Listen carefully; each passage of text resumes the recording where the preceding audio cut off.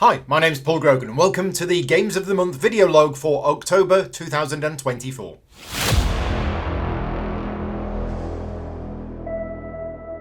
As always with these videos, I will be recapping all of the games that I've played since the last video log. I'm recording this on Thursday, October 31st, and it'll cover a period from September 27th right up to the present day.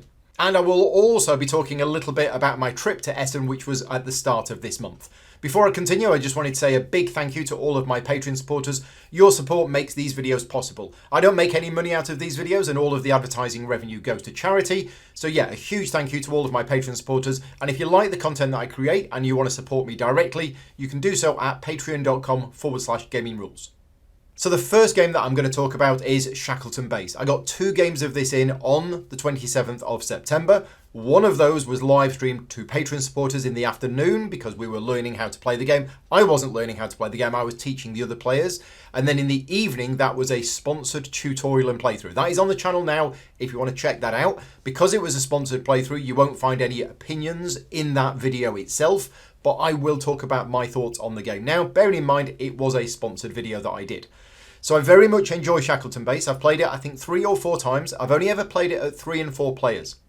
I do keep getting asked, what do I think of the game at 2 players? And I haven't actually played it at that player count. I know that there is a modification that you do to the board to play with 2 players, but yeah, I've not tried it myself. If you've played Shackleton Base 2 player, please let me know what you think about it. I very much enjoy the game. It is a medium to heavyweight Euro, erring on the side of heavyweight. But I really enjoy the core mechanisms of the game and I enjoy the variability in the game because it comes with 7 corporations and you choose 3 of those corporations to play in the game. Now in all of my games of it, I've only ever played with the 3 suggested starting corporations, and that is because I was preparing for the sponsored playthrough video, which was going to include the 3 starting ones. So I made sure that I played all of my games with those 3 starting ones. I'm very keen to dive into the game and find out more about what it has to offer with the other corporations. It's hard to say too much about this game because I have only played it a few times, but I really want to play it more. As I mentioned, the core mechanisms of the game I do enjoy. I like the action selection mechanism and the fact that you can do different things with your workers. I like the fact that you're building up a base, which I always enjoy that part of it. And there's some interesting twists. The workers that you place on the board, they're not your workers. And this is one thing that you need to get your head round, because I have seen some comments to say, oh, this game has a negative player interaction. You steal other players' workers. That's not true whatsoever. Each round of the game, and there's only 3 rounds of the game, but each round you get assigned 6 workers to place on the board. They are not your workers. They are resources that you will use during that round, and you will place those 6 workers on the board to do a variety of actions. Now, at the end of the round, in the maintenance phase, there is a part of the game where some of those workers that have been placed on the board will be returned to the players. So it could be seen that, oh, I've placed a worker here, and at the end of the round, you're going to get that worker. But like I said, when you place that worker on the board, that's not your worker. You weren't going to get it back at the end of the round anyway, but the mechanism for which players get the workers back at the end of the game, based on the area majorities of the rows and stuff like that, I really like that. But yeah, overall, I very much enjoy the game. Really want to play it more. That is Shackleton Base. Now, before I just talk any further, I wanted to give it a shout out to a good friend of mine, Richard Dewsbury, who does his own 3D printing. And on screen now is a picture which Richard sent me yesterday. This is literally hot off the press. Richard he has an Etsy store and he does various 3D printed, upgraded components for your games. And he's working on these ones for Shackleton Base. And I said I would give him a shout out. There will be a link to Richard's Etsy page in the description of this video. And if you do decide to order something from him, let him know that you got the link from me. Right, that's Shackleton Base. Now, what do normal, sensible people do when they have been playing a heavy Euro game twice during the day and didn't finish until 11 o'clock at night? And both of those were live streamed, which is exhausting, and one of them was sponsored, which means there's extra pressure. Most sensible people will say, thank you very much, see you next time, I'm going to go and head to bed. Yeah, so what I did is I said to Bill, who was in the Shackleton Base games, I said, do you want to stay for just a quick game of Civolution? And that's what we did. Bill is very keen on learning how to play the game. I absolutely adore the game. It's set up on the table right here in front of me because I've been filming the final stages of the how to play video in the last few days. So Bill couldn't say no, and I'm completely addicted to the game. So we stayed up till, I don't know, whatever time it was in the morning, and we played through Civolution. I don't even think we played a full game of it, or maybe we did. I can't remember. But Bill was great because he said, look, let's just jump in, let's start playing the game. And we got into playing the game within like 5 minutes, and I just explained the rules as we went along. So yes, I did get another game of Civolution in as well. I've spoken about Civolution in my previous videos. I've spoken about it a few times this year, but just for the record, Civolution is my #1 game of 2024. It was going to be Galactic Cruise, but then Galactic Cruise isn't technically going to be out until 2025. So Civolution is my #1 game of the year. I absolutely love it. Right, moving on. Agemonia. We've actually played 2 games of Agemonia in the last month. It should have been 3, or should I say 3 sessions. But I came back from Essen with COVID, and then as a present, I gave COVID to Vicky. So the Agemonia group that we meet up with, which is me, Vicky, Mark and Sally, we missed our middle session. But we've started the Agemonia campaign properly. Now, I have started the Agemonia campaign twice already, with Rick and Victoria, and also with Paul and Pete. Those videos were live streamed on the channel. I've done 5 Agemonia playthroughs on the channel using the finished version of the game. They are there if you want to see them, but they were just created because they were sponsored videos, and whilst we would want to carry on playing, there's never enough time. But our group that we meet up with regularly, me, Vicky, Mark and Sally, we decided to start playing Agemonia. And we played the first session of it where we played tutorial scenarios 1 and 2. That was at the end of September. And then just this last weekend, we met up again and we played tutorial scenario number 3. Now, I say we played, I didn't actually play them. Because I've played these scenarios multiple times before, I felt that it might be better to just have those 3 play the game and me actually just facilitate the game, teach them how to play and everything else. Now, from my point of view, I adore teaching people how to play games. So for me, I still felt like I was fully involved in the session, and it meant that I was able to concentrate on teaching them, helping them, and everything else. We are done with the tutorial series, and we now can't wait to dive into the actual main game. I will be talking about Agemonia on these videos probably for the next 18 months, because it's quite a big campaign. We will be meeting up 1 or 2 times every month and playing a scenario, and I will be telling you about it. So yes, the Agemonia campaign has started. Very excited about that. So, on the 1st of October, I left for Essen Spiele 2024. I decided this year to get the train. I've never got the train before, and it was an interesting journey.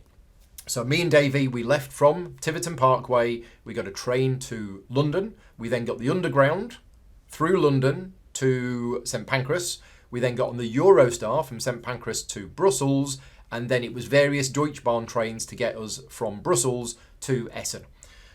The journey was okay. I know a number of people had various issues with the Deutschbahn train service, but for us, it was fine, and it would have been fine, except we decided to be clever, and we were on the way there, and we were looking at various timetables, and we thought, oh, if we can get off at this place, and then get on that train, and that train will take us to there, and get on that train, we'll arrive in Essen an hour before we should. And we asked this very nice lady on the train, and she went, yeah, you'll be able to do that. Don't worry about it. So we thought, great. However, we got off one train station and we looked for the train that was supposed to be advertised to go from platform 7, and there was no train at platform 7. So then we thought, oh right, oh dear, what are we going to do now? We got on a different train and that was going to take us to the right place, but then we got distracted playing a game, so we missed our stop. Then we got off on the next stop, and then we had to get a train to come back, and then we got on that train, and then anyway, we still got to Essen 15 minutes before we were due to, but all of the problems on the journey on the way there were pretty much our fault. Anyway, Essen. I've spoken about Essen in another video, so if you do want to check out what I got up to at Essen and all of the games that I brought back from Essen, then that video is on the channel now. In fact, I don't really think I spoke much about the actual Essen trip. I think I just went through all of the games that I brought back from Essen. This is the video where I'm actually going to talk a bit about Essen and the games that I played, because I work at Essen 50% of the time. I was demoing Galactic Cruise for Dranda Games on behalf of Kinson Key Games. And that was great. Galactic Cruise would have been my favourite game of this year, but it's not. But it's a fantastic game and I love demoing it. And I ran, 12 demos of it over the weekend? Yeah, I think I ran 12 demos over the weekend. And the rest of my time is spent meeting up with publishers, meeting up with various other people. So there's very little time for me to play the new games. People always say, tell us about all of the new games that you played at Essen Spiele. And it's like, yeah, didn't really play that many. But I did play a few. Let's talk about them now. The first one is Aquamarine. Aquamarine is from Postmark Games. This is a roll and write game, and we played 2 games of it on the train on the way there. I quite like Aquamarine. I quite like these nice, light-ish roll and write games. This was actually a wedding present for Matthew Dunstan. So Matthew Dunstan sent me all of the files to be able to print and play these games. And I had played it previously with Vicky, and we played the solo game of it. Now, I don't know if you remember, but when I did play the solo game of Aquamarine, I was not too keen on the game. And the reason for that is, if you roll doubles, that's amazingly well. And you will just do better if you roll doubles. Which in a solo game means that you're basically going to do well if you roll doubles. And that's it. It's out of your control. However, I knew at the time, I thought, I think this game is going to work much, much better as a multiplayer game. And it did. So we only played 2-player, me and Davey, but in a multiplayer game, whoever is rolling the dice for the round, if they roll doubles, it's good for both players. So it's fair and it's balanced. And you can get good rolls, you can get bad rolls. But yeah, Aquamarine, thematically what it is, it's about diving, finding squids and sunken treasure and things like that. But yeah, it's just a nice little roll and write game that was released from Postmark Games, and I believe you might still be able to get it. I don't know. They've done some other games as well. They did Waypoints, and they did another one that I can't remember. I went there with all of them, but we just got to play a couple of games of Aquamarine on the way there. So on the Friday of Essen, I got to play Lands of Evershade. Now, at the time of me recording this video, the Lands of Evershade videos are starting to go up, and Awaken Realms did ask me if they could send me a prototype copy of the game. Would I be able to do some coverage of the game? I would have absolutely loved to do that, but there was no way that I was going to fit it into my schedule. Lands of Evershade is a new game coming from Awaken Realms from the designer of Tainted Grail and ISS Vanguard. I am an absolute fanboy of this designer.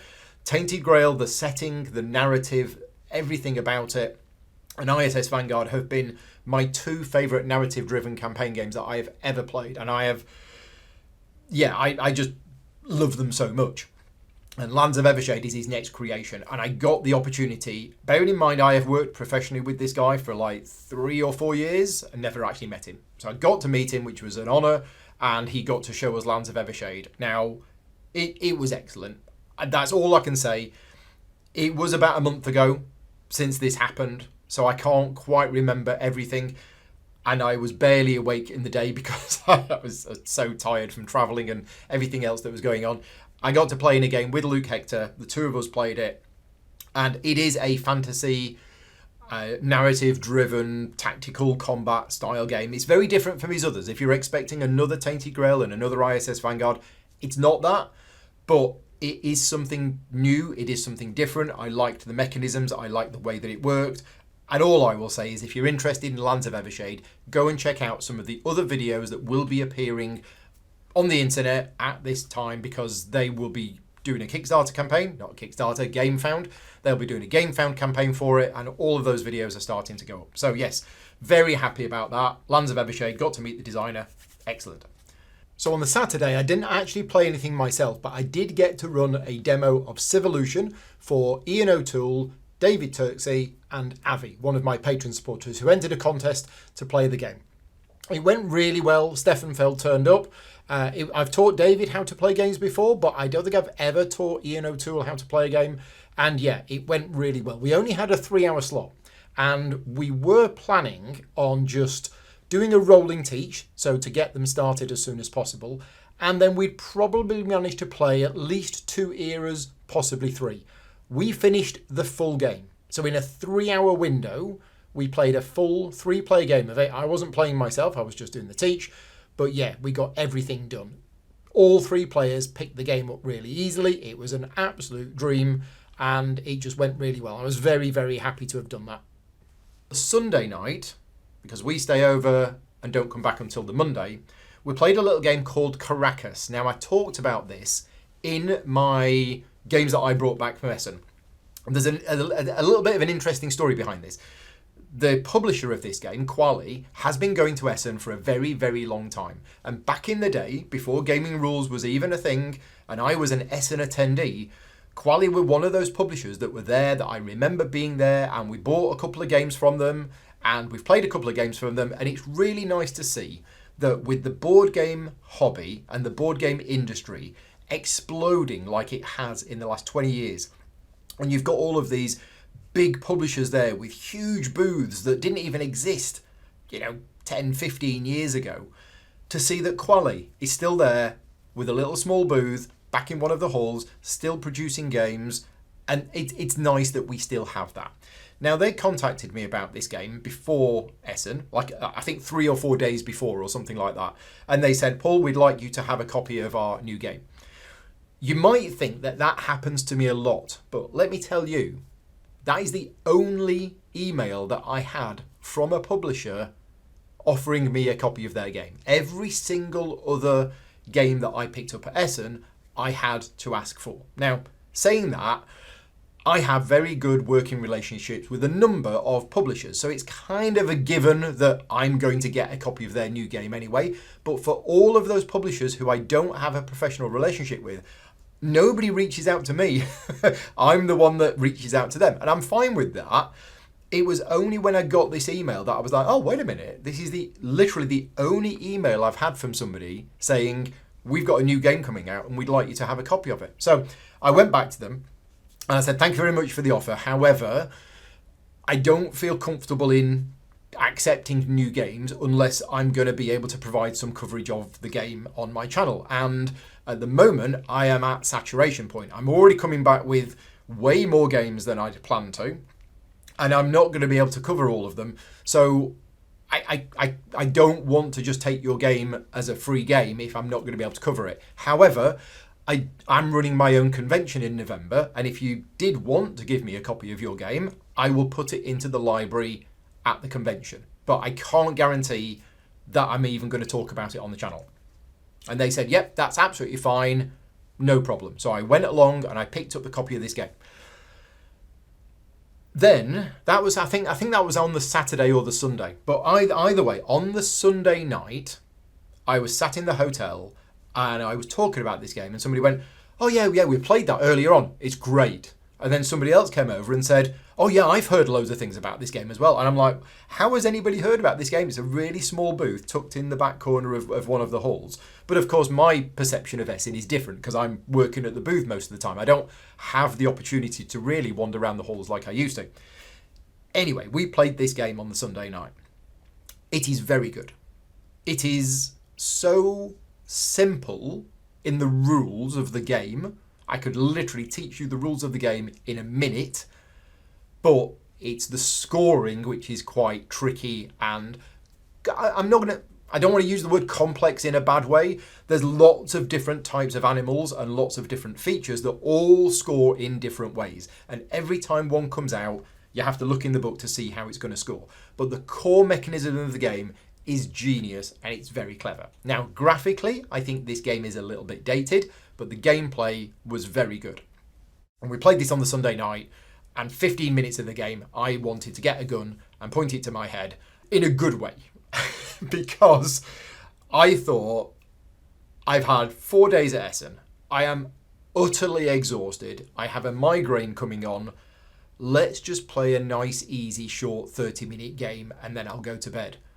And 10 minutes into this game, my brain was absolutely exploding because despite these really, really simple rules, I was like, these decisions are agonizing. And that is one thing that's good about the game, is the fact that the depth to rules ratio is extremely high. The rules are really simple, but the choices you have are really deep.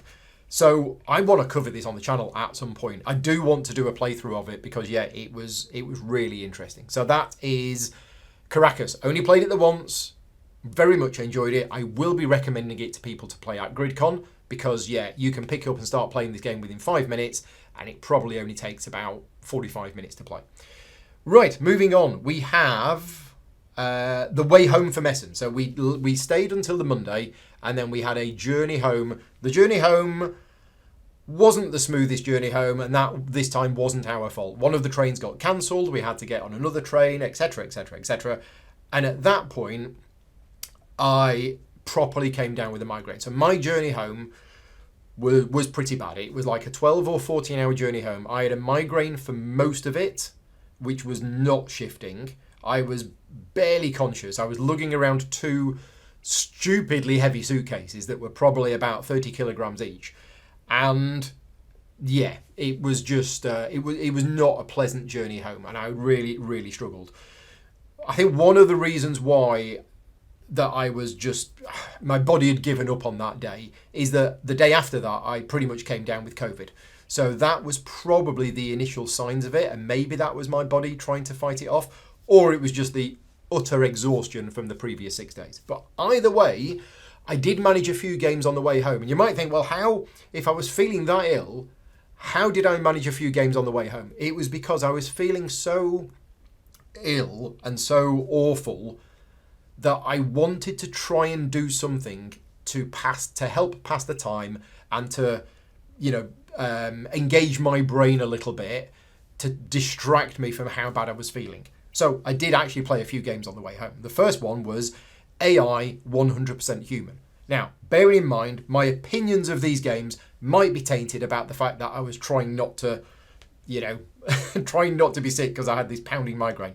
But we played AI 100% Human while we were waiting, I think, at Brussels. Yes, I think we were at Brussels train station. And I need to play more of this because I wasn't sure what to think about the game based on my first play. I don't know whether I had high expectations of this game because of a number of comments that I'd heard from various other people. But again, this is just an initial impression of the game while playing in a train station, while having a migraine. There's something to this game, but I'm not sure how good it is.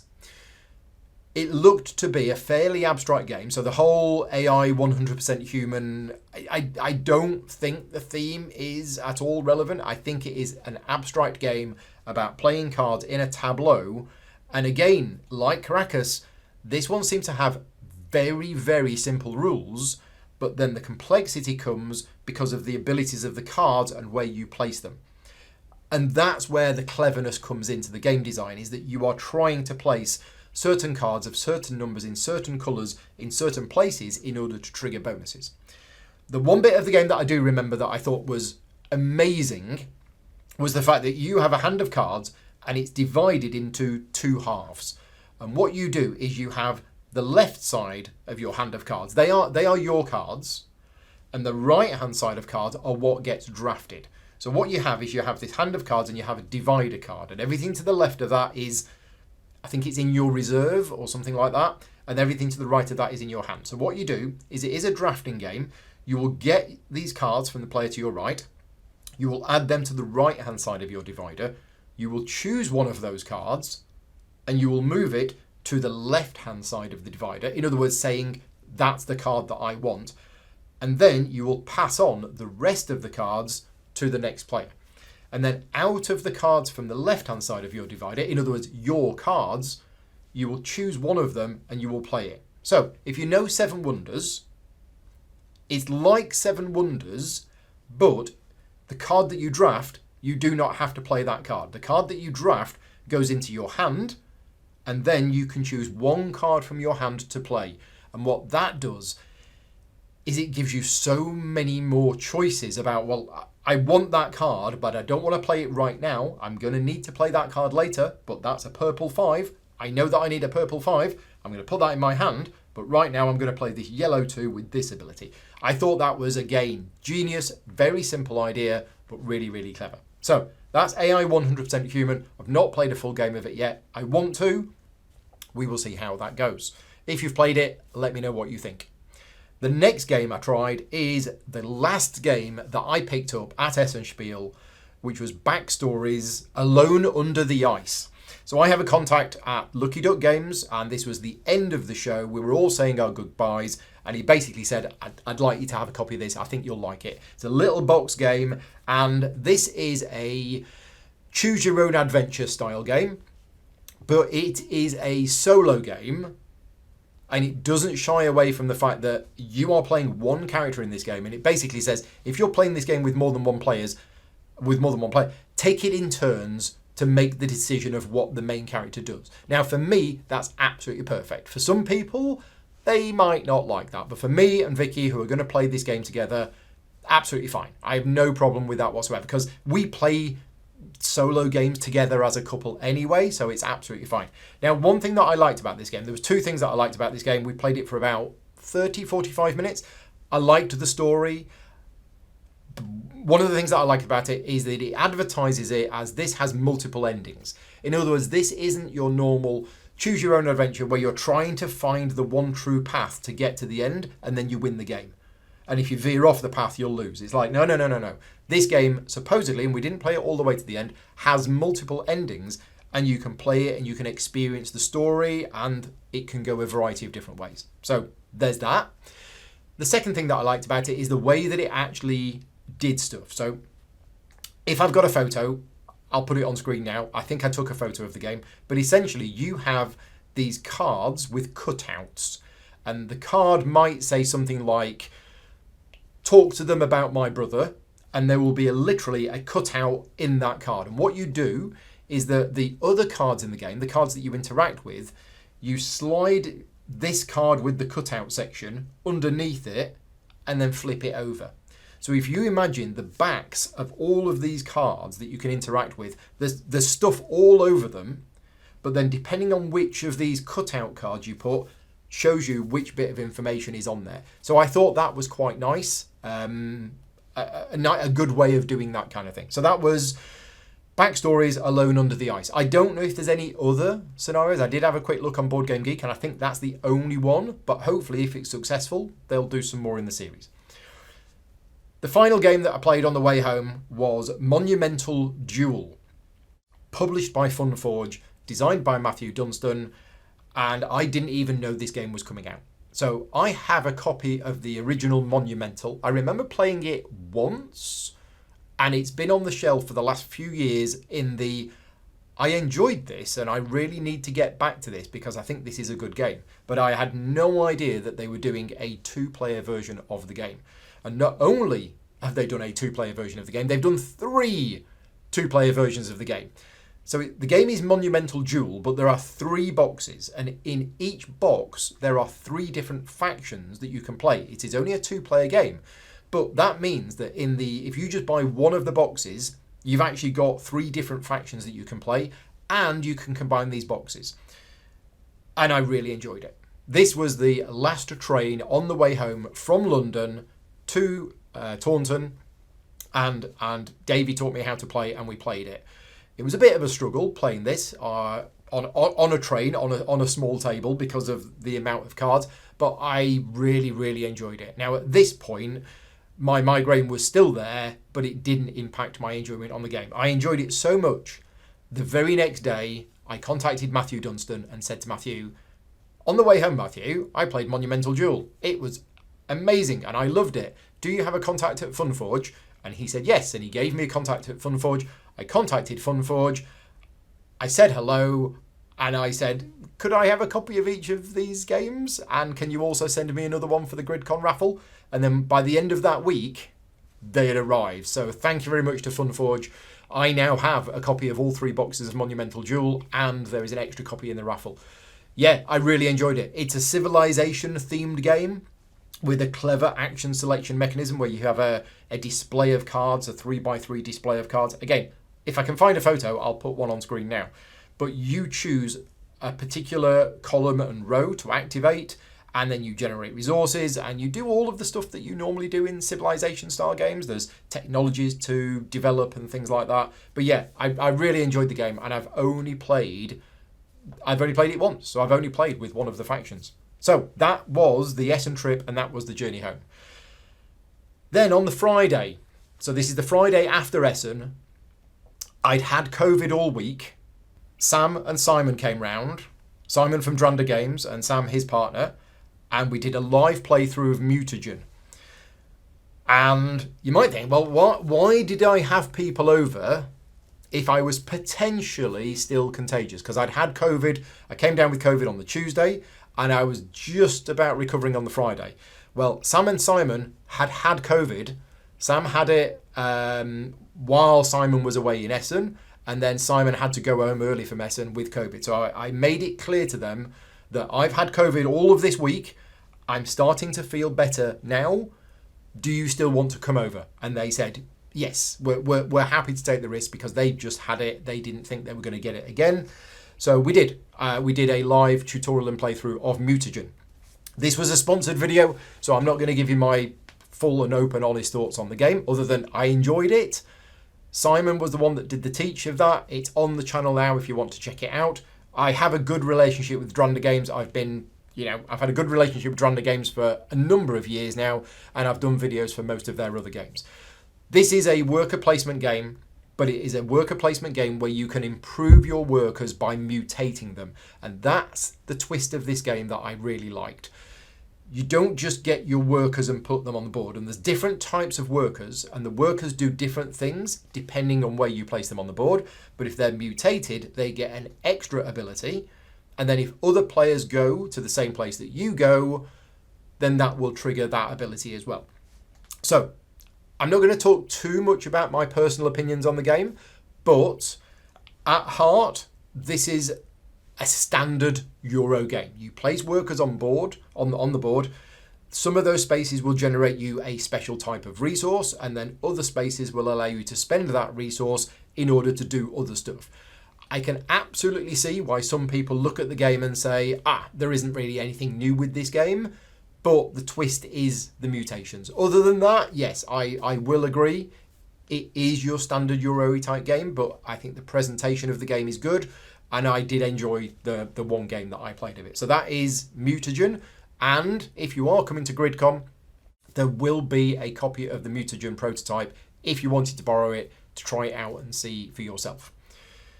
What's next? Nemesis Retaliation. So on the 15th of October, I did some rulebook consultancy work for Awakened Realms on Nemesis Retaliation. So rulebook consultancy is part of the professional services that I provide to publishers. And with this one, I'm destroying my boats. What I did with this one is they sent me a prototype copy of the game, which they said, this is the finished game. We have done with the development now. The rules are all, finished. We're not going to make any more changes to it. And we're now writing the rulebook. So they've written a draft rulebook, and they sent that rulebook through to me along with the prototype. And it is my job, and I worked with a friend of mine, Paul Snuggs, and we tried to learn how to play the game from the rulebook, and we fed back loads and loads and loads of information about the rulebook itself. Now, that's not to say that I am the rulebook writer or even the rulebook editor. I'm not. So if you do get this game when it comes out and you find any typos or errors in the rulebook, it's not my fault. My job was to evaluate the rulebook, give them my professional opinion on it. I gave them like 100 pointers over things that I found were not clear or not in the right order and all stuff like this. They will now take that information. They will work on it as a team. Then they will hire a professional editor, and the rulebook will then be printed and come out. So yes, I've done my bit in it. But as for the game itself, I have never played any of the other Nemesis games. I am aware of the first Nemesis game, and I remember when it came out and people were talking about it, and I decided that is not a game for me. It was described to me, not by one person, but by multiple people, as it can be a bit long, it's semi-cooperative, it has player elimination, it has kind of hidden roles, and you can win by screwing over the other players in secret. They are all red flags for me in games. They are not things that I enjoy in games. Or at least they weren't a number of years ago. As I've got older and my tastes have slightly evolved, I now do play some games like that as long as the experience of playing the game is good. And I've been told that Nemesis is one of the most thematically enjoyable games that there is. So that has kind of got me interested in playing the original game, because as long as I go into it knowing that, then the thematic, and I'm a big Alien fan anyway, I might enjoy it. Anyway, I never played the second one in the series, whatever that was. I can't even remember what it was called. But this is the third one in the series, Nemesis Retaliation. And people had said to me that this one is more about the Marines, whereas the first one is a bit like Alien. You're just normal people. This one, you're actually proper Marines with weapons and things like that. So it's a bit more of the shooty trying to do that. But we did the rulebook consultancy. That work has done. It's now gone back to Awakened Realms for them to change it. I did enjoy the game. We only played it at 2-player. We didn't manage to play a full game because we were learning it along the way. It did still have the hidden objective, because there is a mission that you are supposed to be accomplishing as a group. But then each of you will get some kind of secret card at the start to say whether you actually want that mission to succeed or not. And if you get the card to say you don't want it to succeed, you've got to kind of pretend with the other players that you do want it to succeed, I guess. I don't know. I don't know if it's like BSG where you can lock people in the brig or something like that. I'm not quite sure. Our job was to just, check that the game worked and check the rules of the game worked. But we were completely overwhelmed. There was aliens everywhere, and we died horribly. I say we didn't play a full game. I think we got to the point where we knew we were going to die and it was all going horribly wrong. But mechanically, what I can say is I enjoyed it. I enjoyed the card play. I enjoyed the moving around. I enjoyed the exploration. And it was clear to me from playing that game just how much effort the whole team involved in that has put into it. And I'm looking forward to seeing what the final version is like. In the evening, I did a quick game of Marvel Champions on Tabletop Simulator. So, because I was still very, very tired and still just recovering from COVID, I was absolutely exhausted that day, and I was due to go round to Rick and Victoria's to play ISS Vanguard. And I said, look, I'm not going to be able to do this. I am so tired, I don't trust myself to be able to drive there safely and drive back. So we decided instead to play some Marvel Champions on Tabletop Simulator. It's been about a year since I've played Marvel Champions, and that's shocking because it is one of my favourite games. I do love the game. I just don't play it anywhere near enough. So thank you very much, Rick, for building up a couple of decks. He built a Colossus deck for me, and we played Scenario 1 in one of the box sets, which was against Juggernaut. But yeah, love Marvel Champions, always enjoyed Marvel Champions, and there's so much content for the game now that I don't get time to play. So yeah, Marvel Champions was good. On the 16th, we played, JP came over and we did our final practice game of Elder Scrolls Betrayal of the Second Era. I'm going to be talking about that in a little bit, so bear with us. But we also got a final practice game of Captain's Chair in.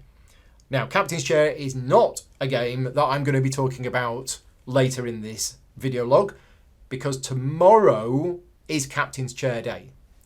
So in fact, this video is likely to go live on Saturday.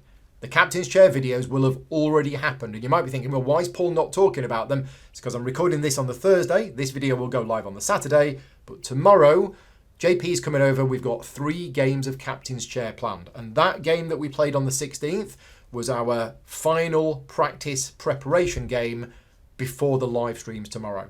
So, Captain's Chair. I'm professionally involved in this game. I did some rulebook consultancy work for them, and the videos that I'm doing tomorrow are sponsored, so please take that into account. What to say about Captain's Chair? Captain's Chair is a game which I was nervous about getting into because of the complexity of it. Now, this is a what does he call it? It's not a re-theme. It's a mechanical re-implementation of the Imperium card system designed by Nigel Buckle and David Turksey. This is Star Trek Captain's Chair, designed by the same 2 designers, and it's in the Star Trek universe. Now, I'm a Trekker. I have been a Trekker since the 70s. We were probably called Trekkies back in the day, but Trekker is the more common term now. And I liked the Imperium system, but I never had enough time or mental energy to actually get in and properly learn any of the decks to be able to play them well enough. So I liked the idea of it, I liked the core system, but it required time and effort and multiple plays in order to for it to click. Captain's Chair, in my opinion, is a more complex version of the Imperium system. And I know David doesn't agree with that. David says it's a more streamlined version. And don't get me wrong, there are parts of Captain's Chair which are definitely more streamlined than the Imperium system. But overall, I think it is a more complex game. There is a lot more going on in the game, and the cards have a lot more abilities and a lot more text on them. It's all very clear, and the rulebook is very good, but the learning curve for this game, I think, is quite high. And the reason why I was nervous about this is that because I really wanted to enjoy this game. I wanted to be excited about this game. I wanted to really get into this game and really enjoy this game. But was I going to have the time? Was this going to be one where the reality of the situation is that I'll just never feel comfortable playing it because I still don't actually know what I'm doing? My brain is, I'm just not clever enough to be able to work this stuff out like other people.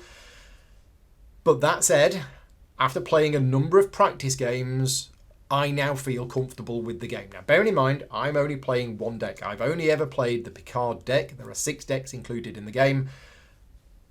I'm sort of mostly comfortable with one of them. I feel prepared and I feel ready for the games tomorrow. I also feel that I'm prepared to take the next step and maybe try out one of the other decks. But yes, this is a game which, I mean, I've probably spoken about this in previous video logs, but it thematically, it ticks all of those boxes. As a Star Trek fan, this is incredible to see the amount of hard work that's gone into the design of every single card in this game, and David's thematic knowledge of the Star Trek universe is just phenomenal, and that comes through in this game. That absolutely comes through. All of the effects of every single card in the game is thematically grounded in something that is related to the Star Trek universe, and you've got to give credit for that, because so many other games are just, oh, we've got this card, what does this card do? Well, it moves 3 spaces up that track and gives you 2 victory points. Well, why? Because it does. That's not the case with this game. With this game, everything just works fine. I'm really looking forward to tomorrow's playthroughs. I just need to make sure I get a good night's sleep tonight. So, Star Trek Captain's Chair. Friday the 18th of October saw the start of a new series of playthroughs, which I'm going to be doing for quite a few months now. So I came back from Essen Spiele with a whole bunch of new games. I've lost track of how many games I brought back, probably about 30 or something like that. And I want to cover all of these games on the channel at some point, but these are not going to be sponsored playthroughs. Either the publisher doesn't do sponsored playthroughs, or they do sponsored playthroughs, but they've already used all of their budget for other content creators. Either way, I brought back a whole bunch of new games that I realised if I don't make time to cover these on the channel, they're not going to get covered. So I've been working on a time machine in the garage. Unfortunately, there's been a couple of bad side effects, so I've kind of given up working on that. And my only other possible solution to getting these games covered was to literally take time off work. So my plan is to take a day a week off work to get all of these games covered. Now, I know what you're thinking. You're thinking, well, hang on a minute, Paul. Isn't your day job creating board game videos? And you're saying you're going to take a day a week off work to make board game videos? Yeah, I know it might sound confusing, but what I mean by taking a day a week off work is taking a day a week from my paid work in order to produce content which isn't being paid for. And I'm only able to do that because of this Patreon support. So again, a huge thank you to all of my Patreon supporters that make this possible. Your financial contributions essentially mean that I can afford to take time off work in order to do all of these other videos. Now, the problem is that I said to myself, I'm going to have to take a day a week off work between now and the end of the year in order to cover all of these new games. Except that's only 12 weeks. Yeah, and we're already at the end of October.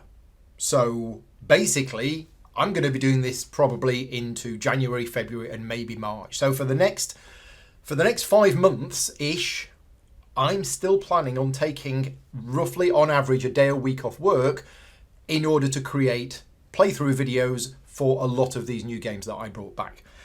I'm happy with that. I hope you're happy with that as well. It means I get to play these new games. It means I get to cover these new games. And the good thing with the videos that aren't sponsored is that I can be completely honest about the games at the end of the video. Whereas if it's a sponsored video, I don't give my opinions in the video itself. Anyway, what order am I going to do these games in? Well, what I did is as soon as I got back from Essen, I put a poll up on my Patreon page and I listed all of the games. And if you are a patron supporter of mine at producer level or higher, you have either voted or you can still vote if you want to, because that poll is still open. The one that had the most votes was Daitoshi, and the one that had the second most votes was Saltfjord. So on Friday, the 18th of October, I did videos for both of those. We did Saltfjord in the afternoon and we did Daitoshi in the evening. So let's talk about Saltfjord first. This is a new game from Aporta Games. I have a good relationship with Aporta Games. They gave me 3 copies of Saltfjord. One was for me and 2 of them are for the Gridcon raffle. So if you're coming to Gridcon, you might be able to win a copy of the game. Saltfjord is a re-theme and a re-implementation of Santa Maria. It's effectively a second edition of the game, but with a completely different theme. Now, I never played Santa Maria, but I know that it was very popular among the people who played it from a mechanical point of view. I know there were some questions about the theme of the game, but this is... And I'd never played Santa Maria, but I have now played Saltfjord. I've played it a couple of times, and I think I spoke about it in the last video log, but it's a very good game, and it hits this new sweet spot that I have. It is a 15-minute explanation about. It is an hour and a half game, maybe 2 hours for your first game. And it's really nice, and I like games that have that 15-minute explanation and take about 90 minutes to 2 hours to play. I just really like those kind of games at the moment. It's less work on my brain, and that means I can actually settle in and enjoy the game. So mechanically, I enjoyed the game. I liked the dice drafting and the way that you use the dice to select the rows and the columns. I like the way that you can engine build by placing extra buildings on the board, which will make future dice placements better. Overall, I just liked how this game played. It had a really nice flow to it. It was 3 rounds. Yeah, I can't say anything bad about this game, really. There was a very minor graphical design error on a couple of the tiles in that some icons were supposed to be green instead of purple. Purple is end of game points and green is immediate points. And there was a couple of scoring tiles in the game which caught us out. And I checked with the designer and he said, yeah, sorry, they should have been green rather than purple. But other than that, the gameplay was great. The rulebook's really good. Aporta Games do very good rulebooks and the game was really enjoyable. So that is Saltfjord. If you want to find the thoughts, slightly longer thoughts, I think, and the thoughts of the other players, you can check them out on the playthrough video. That is on my channel from the 18th of October. And because it wasn't a sponsored playthrough video, we give our thoughts on the video at the end. And then in the evening, we played Daitoshi. Daitoshi is from Danny Garcia, published by Devere Games. Thames and Cosmos are doing the distribution in the UK. But Daitoshi is a much heavier game than the previous Danny Garcia games that I've played, which are Barcelona and Windmill Valley, both of which I have enjoyed. Barcelona, I think, is probably my favourite. I did enjoy Windmill Valley, but not as much as Barcelona. Daitoshi is quite a bit heavier. Now, this is a game in the Bitoku series of games.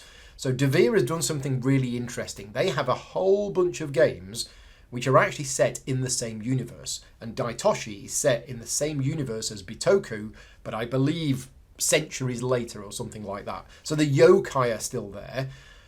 But they share nothing mechanically. Mechanically, they are completely different games, but they have themed them along with sand and something else as well that are in the same sort of universe. So Daitoshi is a heavier game. I say it's much heavier than Barcelona. I think it probably is. And speaking about my sweet spot of games that I've just talked about with Saltfjord, Daitoshi is outside of my sweet spot of games. Now, that doesn't mean that I don't enjoy playing more complex games, because there's a number of games that I really enjoy that are very complex. You know, Voidfall, Galactic Cruise, Civolution. These are all fantastic games and they're all very heavy.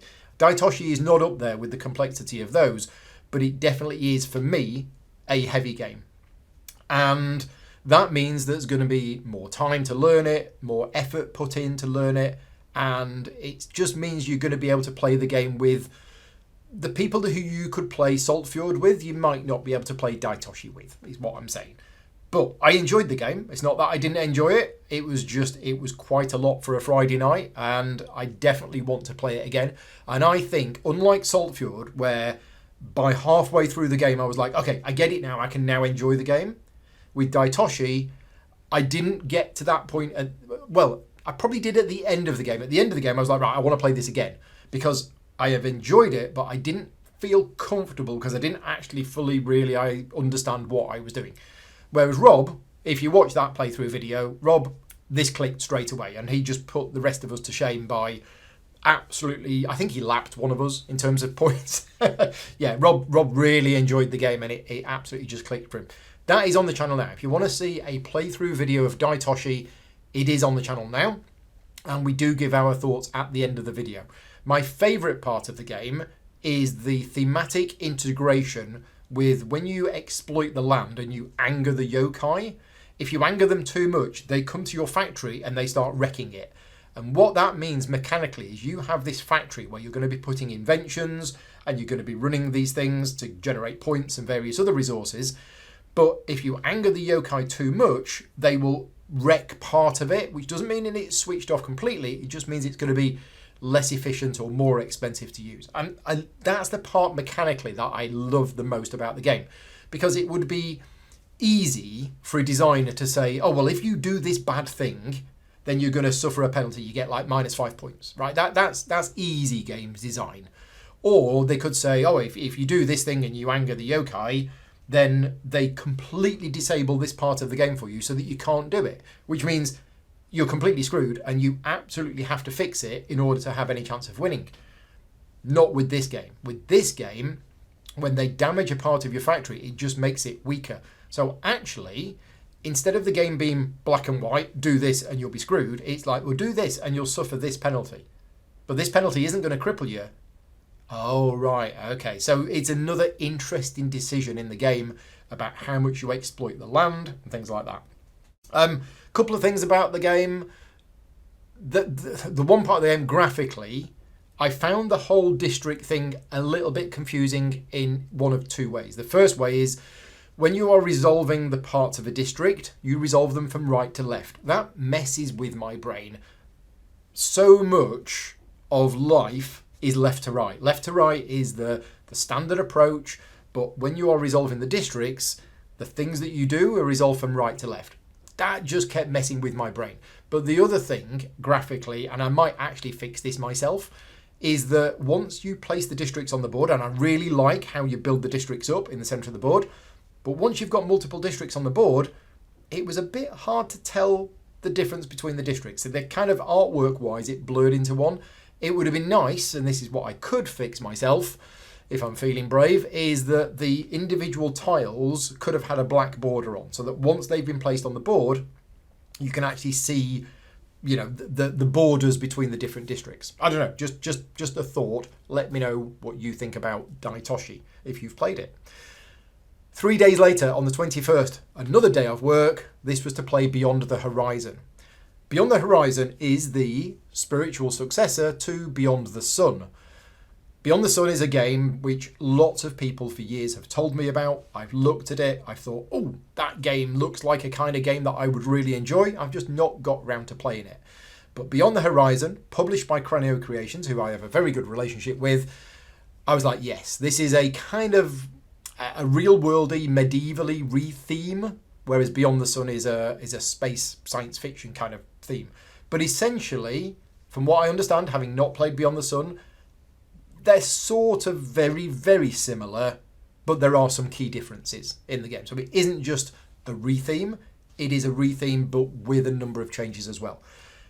This is on the channel now. If you want to see a full 3-player tutorial and playthrough of this game, you can go and check it out from the 21st of October, and we give our thoughts at the end of the video. My initial thoughts were, I enjoyed this game and I definitely want to play it again. It's a shame there isn't any solo mode for the game, but I want to play it again. I really enjoyed it, and I completely messed up that game. I spent the whole game building soldiers. building soldiers, training soldiers, improving the level of my soldiers. At the end of the game, I had all of these soldiers all over the board, which aren't worth any points. You've got to use the soldiers to fortify the villages, and that's what gets you the points. And I didn't. I just kept building soldiers everywhere. At some point, I would have got around to it, but yeah, it all kind of went a bit wrong for me. But I did enjoy the game. From a physical point of view, though, I found the game fiddly. You have these wooden pawns, and on top of these wooden pawns, you put these little cardboard discs. I don't know if it's my stubby fingers or what, but it was a little physically fiddly to keep swapping the discs over and flipping it over and is it a soldier? It's got this type of disc on. I don't know. The game was good, but I just had a little bit of concern over that part of the game. As I say, it's just a physical issue rather than any kind of game or mechanical issue with the game. I've also heard some people say that there is a big balance issue between some of the governments. I've only played it once, so I don't know. I can't say anything for sure on that one. That is Beyond the Horizon. Let me know if you've played that one. 22nd was ISS Vanguard, and I'm sad to say that we only played ISS Vanguard once in the month of October because we're nearing the end of the campaign now, and we should be sort of ramping up, ready to finish off, but I went away to Essen, then I was too tired, then we played, and then this week we were out at the theatre and Rick and Victoria are on holiday. So yeah, we've only played ISS Vanguard once, and I can't say too much about this because of spoilers, but it was the penultimate scenario. So if you have played the ISS Vanguard campaign, we played the last but one scenario, and we're meeting up on Tuesday. So what is it now? It's Thursday, Friday, Saturday, Sunday, Monday. In 5 days' time, we are finishing ISS Vanguard. These playthroughs are live streamed for Patreon supporters. They are filmed round at Rick's house with a webcam. So they're not really suitable for the public channel, but they are Patreon-only videos if you are interested in our ISS Vanguard campaign. We are finishing it next Tuesday, and I'll talk a bit more about that then. Now let's move on to World Order. Friday the 25th of October was World Order Day at Gaming Rules headquarters.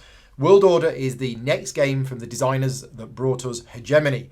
And as such, there is a lot of buzz about this game and there is a lot of excitement about this game. Hegemony, in my opinion, is a masterpiece of a game. It deserved all of the awards that it won, and whilst it is fairly complex and it's asymmetric, so you've got 4 players effectively sometimes playing the game with different rules or doing things that only they do, it is an exceptionally well designed and clever game. World Order is from the same people. It's very different. Anybody expecting another Hegemony might be disappointed, and I just want to set people's expectations here that a lot of people are very excited about this because it's from the same people that brought us Hegemony, but I can pretty much guarantee some people will be disappointed by World Order. And that's not because it's a bad game. I think personally it is a good game, but it doesn't have the same special spark that Hegemony has. Now, saying that, bearing in mind the videos that I've done for World Order, and these were live streamed for Patreon supporters, but the publisher had requested that I don't make the videos live until the 4th of November. So that's actually happening on Monday. This video log should go out on Saturday, the 2nd of November. And on Monday, the 4th of November, my World Order playthrough will be going live. And it is a sponsored video. So just bear that in mind. Now, since I've just kind of bigged up Hegemony and said some people might be disappointed by this, I'm going to say something now that might surprise you. I prefer World Order to Hegemony. And how can I sit here and say that after just effectively sort of saying the opposite? Well, I didn't. So just to clarify, what I said was, I think some people who are expecting another Hegemony might be disappointed by World Order. For me, if given the choice right now, whether to play Hegemony or World Order, I would play World Order. For me, it is a better game for me. I'm not saying it's the better game, I'm saying it's the better game for me. And the reason for that is a couple of things. But the first one is Hegemony is a heavier game. It is a more complex game. And you do have the fragility that because some of the players are playing a part of the game which they are using rules unique to them. This is always a feature of any asymmetric games like that, in that you might have a player, and I have seen this happen, who's actually playing with the wrong rules. And because they're doing a thing themselves and you're busy doing your thing, you might not realise, even if you know the rules of the game, you might not realise they're doing something wrong. Whereas in World Order, there are 8 core actions and everybody takes those 8 core actions. Now, there is still asymmetry in the game. Each player has a particular superpower in the world. There's the Russian Federation, there's the People's Republic of China, there's the United States of America, and there's the European Union. And you have a player board, and that player board is unique to you, and there are differences on the player board. China doesn't produce much energy. Russia does produce lots of energy, which means Russia needs to export its energy, and China needs to buy the energy in so that China can make all of its consumer goods. The asymmetry is there between the player boards, and you have an initial hand of cards as well. But ultimately, the actions in the game, the players are carrying out the same actions in the game. So it's not that I don't like asymmetric games, it's just I find them a lot more intensive on the brain and prone to accidentally possibly the game being played by maybe not quite the right rules. That's not going to happen with World Order, I don't think. So yeah, I did enjoy my plays of World Order. We played it twice in that day. The first one was a learning game in the afternoon, which we didn't finish, but then we did a full playthrough in the evening. And as I say, that will be on the channel on Monday. Keep an eye out for that. And the Kickstarter will be going live soon for that. On the 26th, Elder Scrolls Betrayal of the Second Era.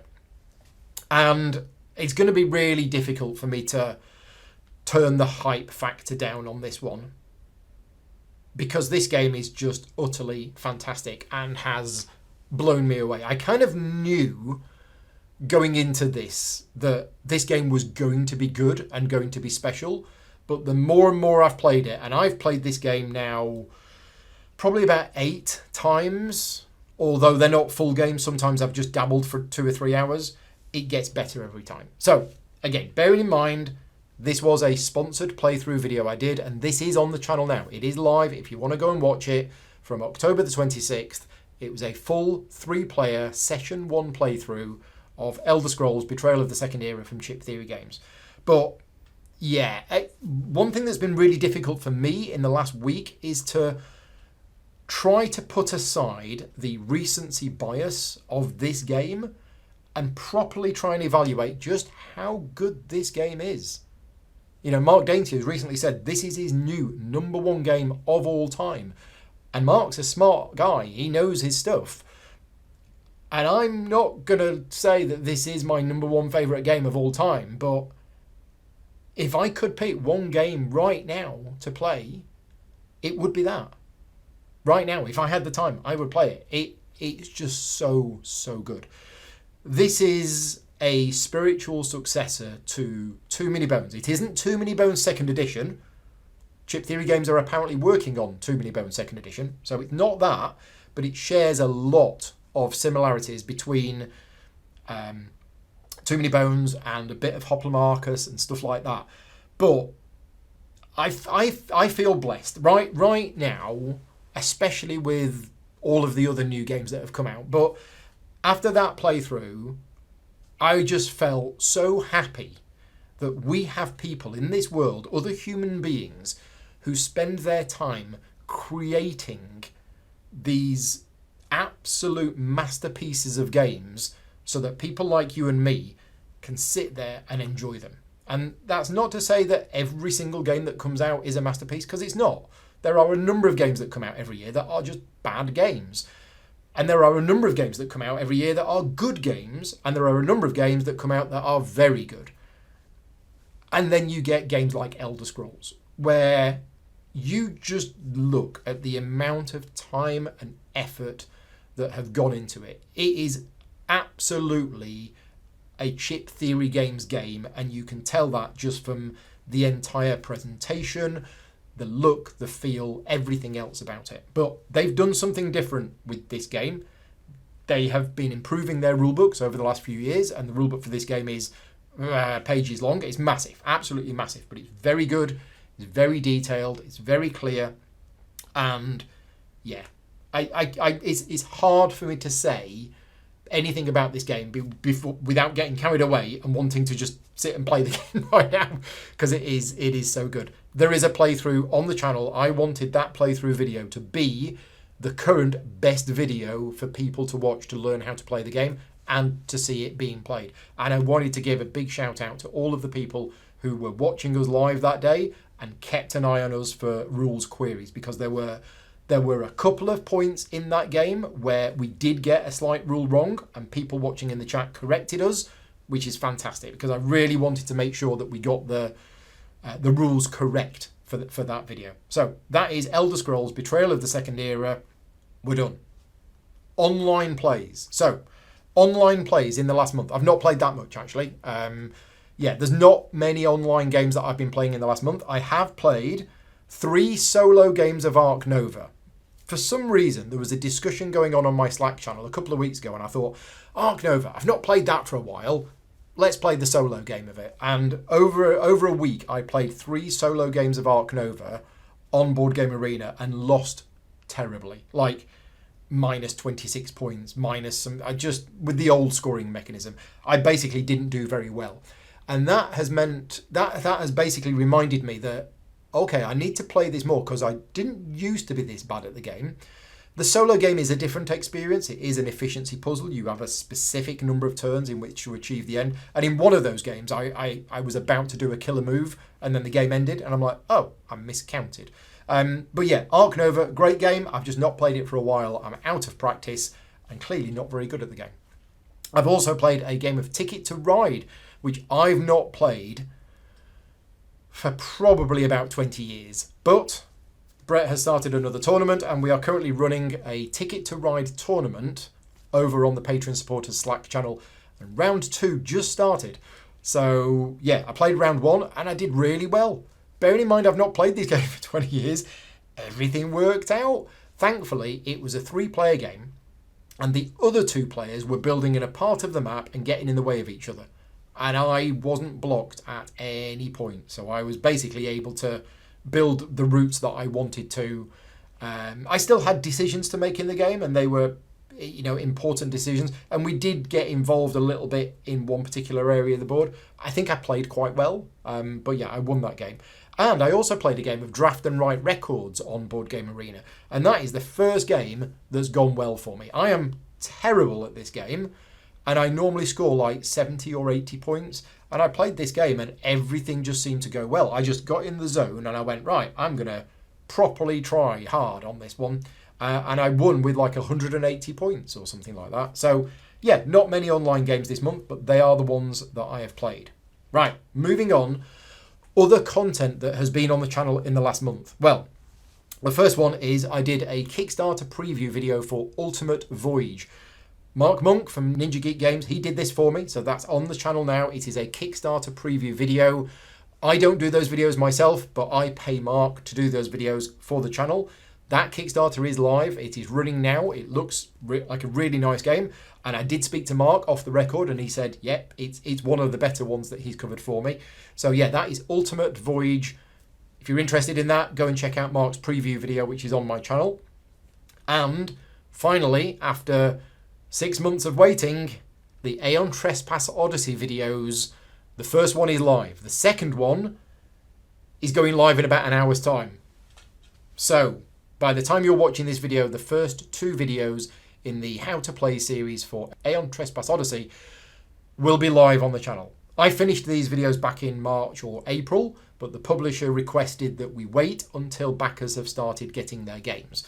And that's it. So there's going to be another video this week, which is later today. And then next week, I think we're doing 2 videos. And then the week after, we're doing 1 video. So by the time Gridcon happens, all of those videos will be live. And a big shout out to all of the people, certainly from my Slack channel, who have helped check those videos for accuracy and for any errors. And also to the people on the Aeon Trespass Odyssey community Discord server that have been a big help with me learning the game and also checking the videos. Right, coming up. Well, I mentioned earlier on Captain's Chair.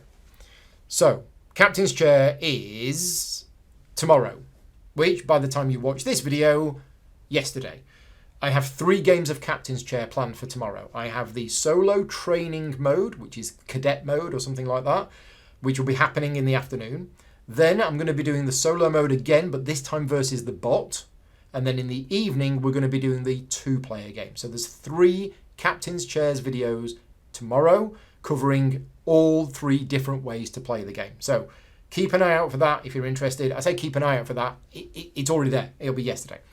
Next week, I'm taking a day off work. Next week, I'm taking Tuesday off work. Stuart's coming over and we're playing Menefa.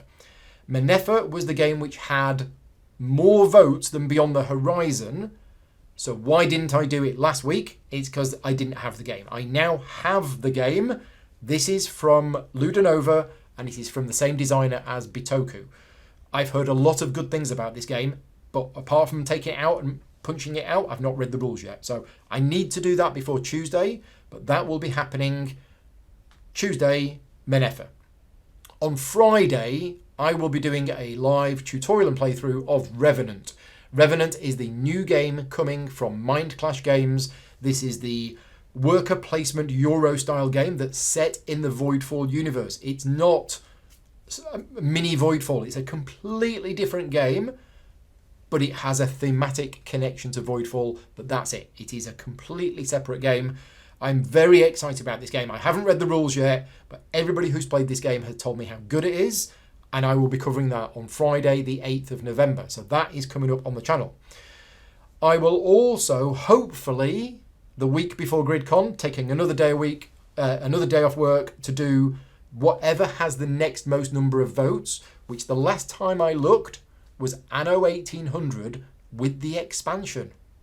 So that might be coming up fairly soon. Then I have Gridcon, so there won't be any coverage coming to the channel while I'm away at Gridcon. But the week after Gridcon, Andromeda's Edge. I talked earlier on about being blessed by all of these amazing games that are coming out at the moment. I haven't played Andromeda's Edge yet. I haven't played Dwellings of Eldervale. All I know is the amount of people that have been telling me how good Andromeda's Edge is, and they've been telling me this for about a year. So I'm very excited to try that, and I am covering that on the channel sometime later in November.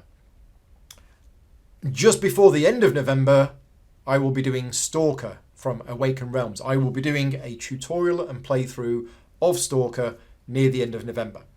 And the other thing which is coming up is this game right here. The Civolution. I've already done a tutorial and playthrough video, but I have a how to play video for this game, which has taken me about 80 hours so far, and I'm hoping to get it done this week. My plan is to get the video finished this week. It will then go out to my Patreon supporters for early access, who will help me check it for any errors. It will go to the publisher to get their sign off, and then it will go public. I ideally wanted to get this done by the end of the month, but unfortunately with COVID and various other illnesses, it set me back a bit. So I am planning to get this finished next week, and it'll hopefully be with you by the middle of November. So that is the how to play video for Civolution. Right, a quick Patreon update. Thank you very much, as always, like I said at the start, to all of my Patreon supporters for making not just this video possible, but all of these other videos that I'm doing. The ones that aren't sponsored, they are all funded through Patreon. The Patreon gives me the flexibility to take time away from my paid work in order to create these playthrough videos. And I'm at the stage of my life now where I'm very happy with the balance that I have. I'd actually love to do more of the non-sponsored videos, but ultimately, yeah, the fact that I'm hopefully covering 30 odd new games that I've brought back from Essen, the fact that they're not paid for is fine, because as I say, the Patreon support keeps that going. So thank you very much to all of you. We currently have, at the time of recording this video, 1,161 Patreon supporters, which is, it's exceeded my expectations by a large margin. So a huge thank you to everybody who has started supporting me recently, but also everybody who is stayed with me. We are 9 people up on last month's total. So yeah, huge thank you to everybody for keeping the Patreon going. It's a phenomenal amount, and as I say, it's way beyond anything I ever expected. On screen now is a list of all of the new people that have joined since the last video log. So thank you very much to everybody. Although it says in October at the start, It's actually anybody who joined me at the end of September, your name is on this list too. And if you want to join as a patron supporter, you will appear on next month's list. So yeah, big thank you to everybody.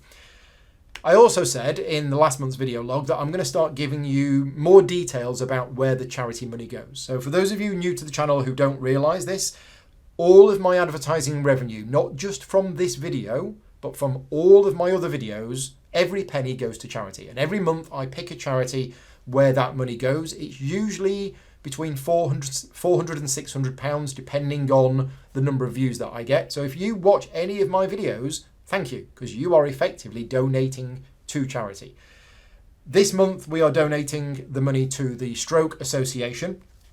And the reason why we're doing this is that on the way to Essen, I was chatting with Davey about the charity money and saying we've been giving money to charity now every month for years, and we've given so much money to so many different causes, we're kind of running out of ideas, and we're having to go back and give money to charities that we've already supported.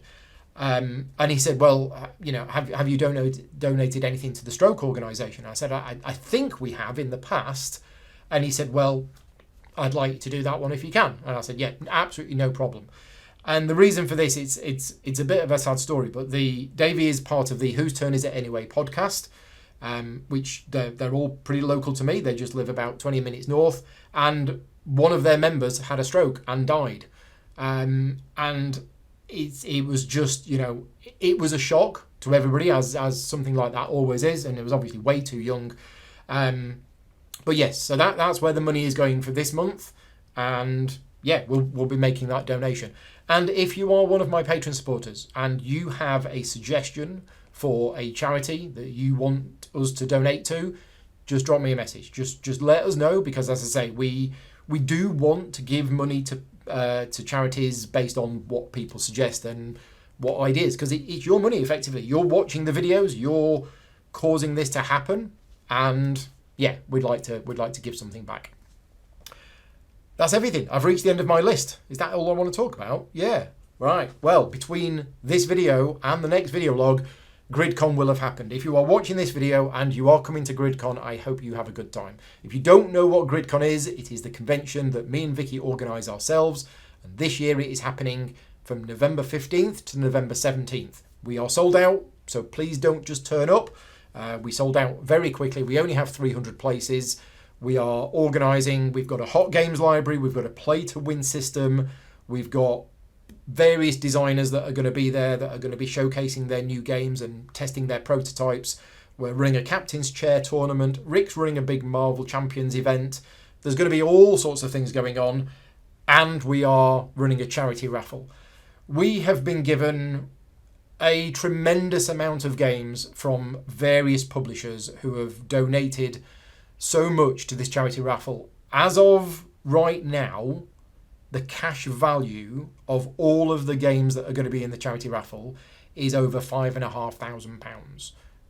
It's phenomenal. Some publishers have sent 1 or 2 games. Other publishers, and I'm not going to name anybody specifically because I might accidentally miss somebody out, but some publishers have literally sent, I don't know, hundreds and hundreds of pounds worth of games. It's just, thank you. Thank you very much. The charity raffle is something that I organise and obviously don't make any money out of it. It's actually more work, probably more work to organise and run the charity raffle than it is for the rest of Gridcon. So it's worth doing, because last year we raised £6,500 for charity. I don't know how much we're going to raise this year, but it's a phenomenal amount of money, and a huge thank you to everybody who contributes to making that happen. And again, just bringing things back to the Patreon support, it takes me so long to organise Gridcon and to organise the charity raffle, and I have to take a lot of time away from my paid work in order to do it. I can do that thanks to the support of the Patreon. So I know I say this every month, a big thank you to all of my Patreon supporters, but you're not just funding the channel, you're funding everything that I do. Everything that I do that takes me away from doing the paid work is possible thanks to your support. And I'm extremely happy with it. And yeah, thank you very much. So that's it. We're all done. As always, give the video a thumbs up. leave me some comments. Let me know which of the games that I've talked about you've played and whether you agree with my overall thoughts or whether you've got your own thoughts on them. I love reading the comments and I love hearing from you. So please let me know. I will see you next month. Until next time, take care and thanks for watching. Bye-byes.